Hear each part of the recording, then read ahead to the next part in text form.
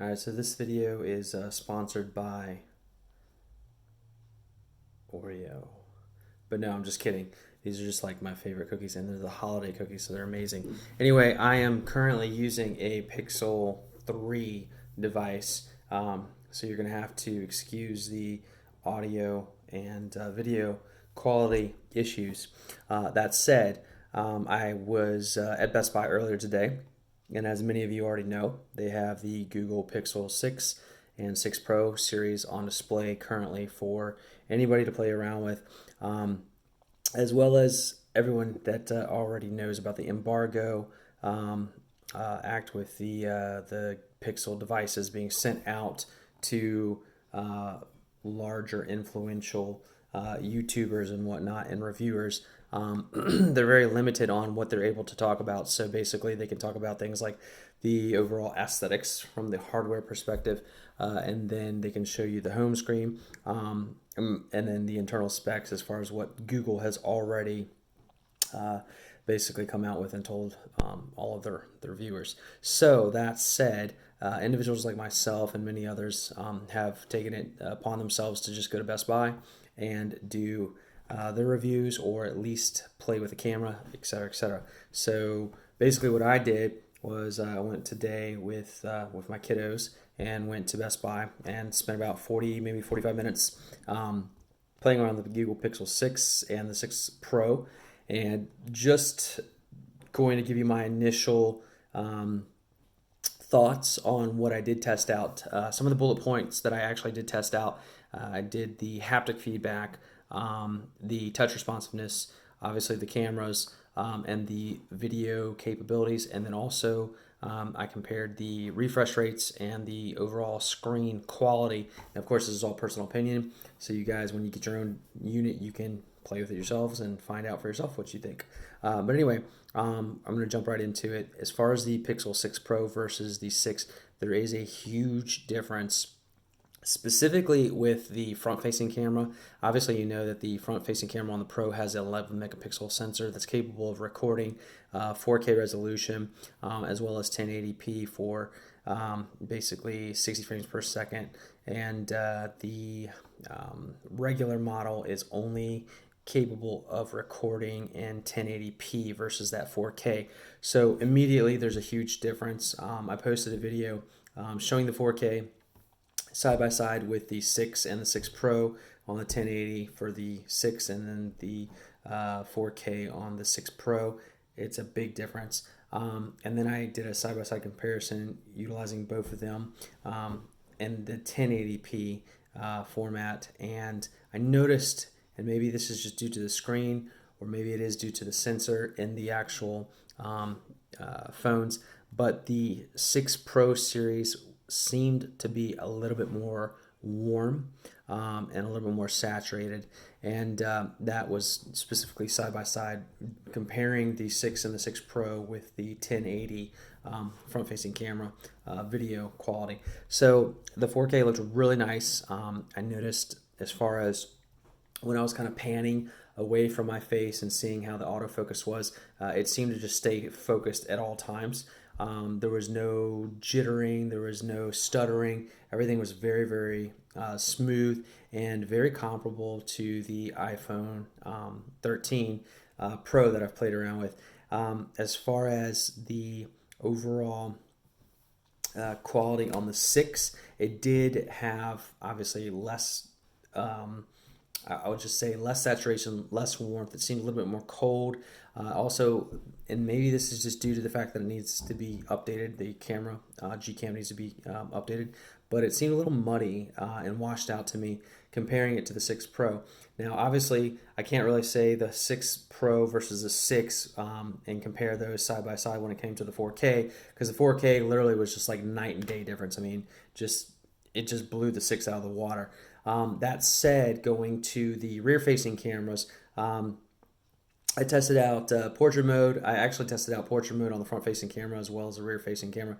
But for the rear-facing cameras on the 6 Pro and the 6, the portrait mode, standard photos, and then I did basically 1 times zoom, 4 times zoom, 7 times zoom, and that's where I capped it at. The one thing that I did notice, at least close up images compared to the 6 and the 6 Pro, they were pretty much comparable. I couldn't tell or discern any major differences between the two, but I did from, like, let's just say I took a 1x photo. I could tell the difference when I started zooming in. When I started zooming in on the 6 Pro versus the 6 Pro maintained just more clarity and overall sharpness with the actual photos. So that was something that I definitely noticed right off the bat. Now, when I did 7 times zoom, I could tell right off the bat again the 6 Pro was doing a better job with just maintaining crispness. And then when I started to zoom even more, it just maintained an overall crisp photo, versus the 6 definitely started to get muddy and just had that kind of like that pastel paint look. So that was something I definitely noticed between the two. As far as video footage between the 6 Pro and the 6, I noticed that the 6 Pro seemed to stutter a little bit, and this might have something to do with the overall software as far as just having an update or needing an update. The 6 didn't do it, which was interesting because I noticed when it came to the front-facing camera, the 6 did stutter and the 6 Pro did not. So again, could be just buggy software, whatever it may be. I'm not 100% certain because it's just a store unit, so I wasn't able to really go in depth with it. As far as overall photos were concerned, when I used the portrait mode, I noticed that the 6 Pro did a better job with artifacts, and basically when it does the bokeh effect or that blur effect, it did do a little bit better when it came to like my hair and not completely blurring out pieces of my hair. The 6 did a great job too. I'm not going to discredit it there, but I did notice that there was a little bit more detail in the 6 Pro, and that's probably due to the telephoto lens. Versus the 6 only has the standard wide angle and then ultra wide, so you're missing that telephoto. So for depth perception, that's probably why the 6 Pro seemed a little bit better. Now on the front facing, reversing to the front facing camera, the 6 Pro definitely did a better job when it came to portrait mode.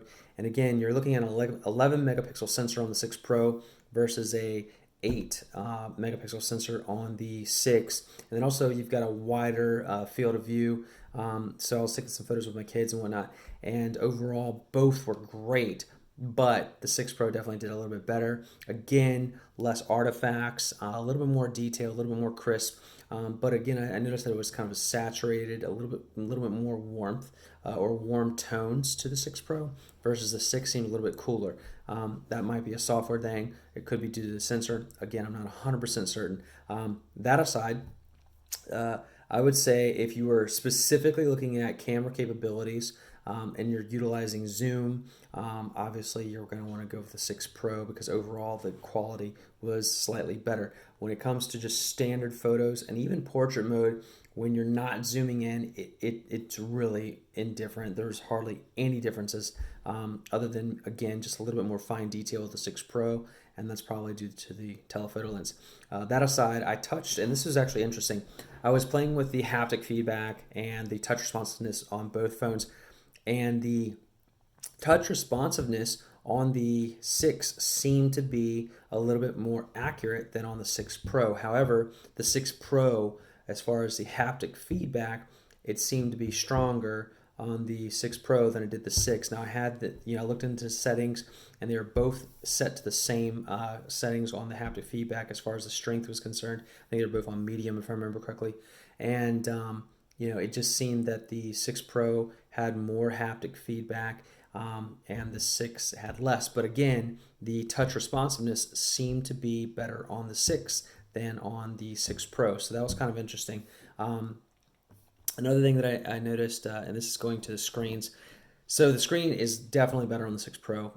There's no arguing that whatsoever. I ended up testing just basically going in and out of applications, scrolling, scrolling left to right, up and down from the app drawer and closing. It's definitely more fluid on the 6 Pro. Obviously, you have a 120 hertz refresh rate on the 6 Pro versus you've got your 90 hertz refresh rate on the 6. That said, for the average user, if you're using a 60 hertz, if you're on like an older iPhone or an Android phone that just doesn't support 90 hertz, it's an upgrade either way. But I did notice that on the 6 Pro, it did seem more fluid. Everything seemed a little bit more snappy, and that's again probably due to the refresh rate.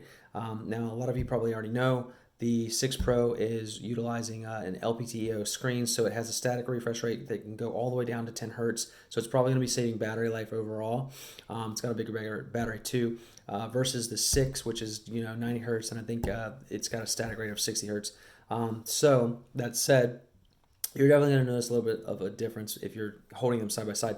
One thing that I did notice though, when looking at the screens overall, the 6 Pro has the black seemed a little bit more black. The 6 seemed a little bit gray.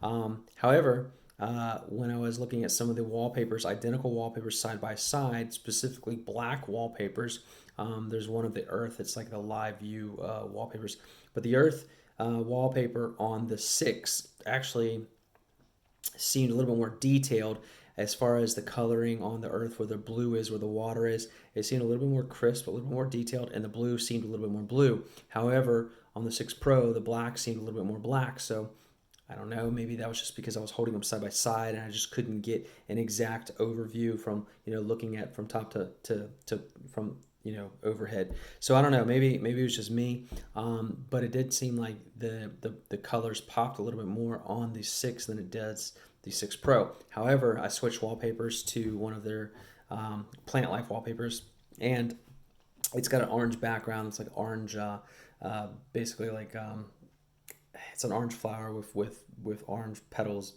and whatnot. And so I was looking at it, and the picture is more crisp on the 6 Pro versus the 6. You do see a little bit of blur, and that's probably due to the pixels per inch. The PPI on the 6 Pro is higher than on the 6. So sharpness overall seemed a little bit better on the 6 Pro. Blacks seem significantly better on the 6 Pro. However, the colors on the 6, at least when it came to blue and some whites when it had that picture of the Earth, actually seemed to pop a little bit more on the 6.